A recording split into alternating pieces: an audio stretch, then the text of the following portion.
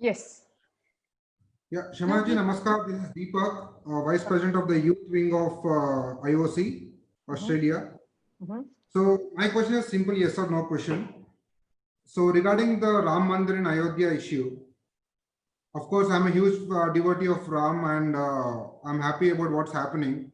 But I see a political manipulation happening here that they laid foundation now, and within 2 or 3 years, the mandir will be ready for darshan. And it's kind of a political calculation where, right at the point of elections, the mandir will be open, and BJP will be trying to mesmerize the whole country with that sentiment, and that's what is happening. So my question is, as people of Congress, should we throw some light on that and expose it to the public directly, because it's a very sensitive issue. Whenever we are trying to expose it, people are questioning us, why do you want to make politics on Mandir? Why do you want to go talk about God, and why do you want to link it with the politics? But actually the linking is done by the BJP. So should we actually expose this publicly? Should we take it boldly into the public, or should we just talk in general about the failure of the government? Because should we consider these sensitive issues, or should we maintain that balance? I just want to know your perspective. See, on this. religion is something very, very personal, and there is a Supreme Court verdict which has come that a mandir has to be built. But the same, so as a Congress party, we will abide by a Supreme Court verdict. But the same Supreme Court judgment, if you read it, it said that they were the vandals who vandalized the mosque. So what we need to ask the Supreme Court now is, when will the conviction of those vandals happen? I think that is more, pertinent, rather than discussing about the mandir, which I'm sure, which is a very sensitive topic. So let's go and ask the question on when will those vandals, because it was in the judgment that the vandals vandalized the mosque. So when are those vandals, someone who is above 90 also, get convicted, is the question we need to ask. Yeah. But Shama, let me just add on that, since our Deepak is our youth vice president, a young leader in itself, and he's, the kind of question he has asked has a very, it's a depth there. So he mentioned that he's a devotee of Ram.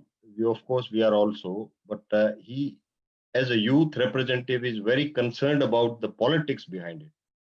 So his question is perfectly, and we should appreciate our youth, that they are understanding the manipulation, the political manipulation behind this whole Ram Mandir issue.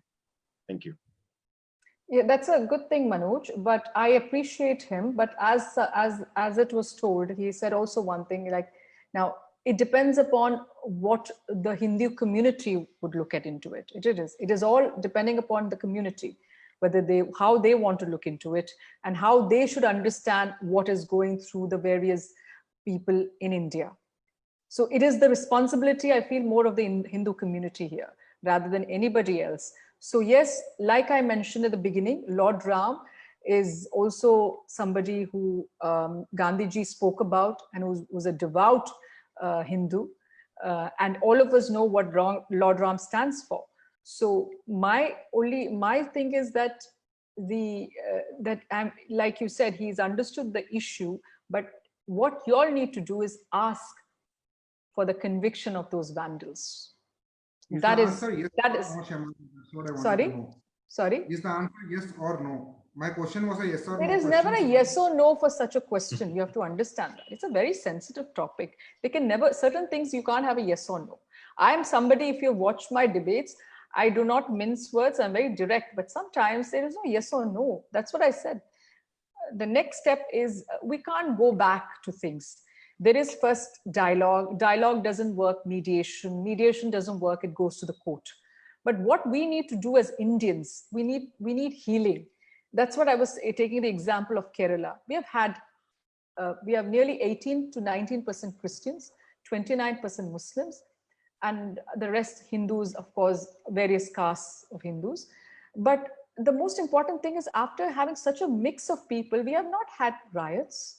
Maybe one, if I'm not wrong, but that's it. It's because of our education level, and each one supports the other person. Nobody interferes in their spirituality.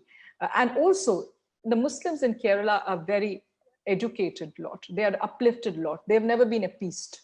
They are doctors, lawyers, engineers, or Christians, again, very uplifted there, very educated in Kerala, doctors, nurses, businessmen. So even the Hindus, so everybody is uplifted, I feel, and there is a proper, there is a social justice over there, is actual social justice, what you call is Kerala, basically, what I feel also when I go there, and not because I am from there.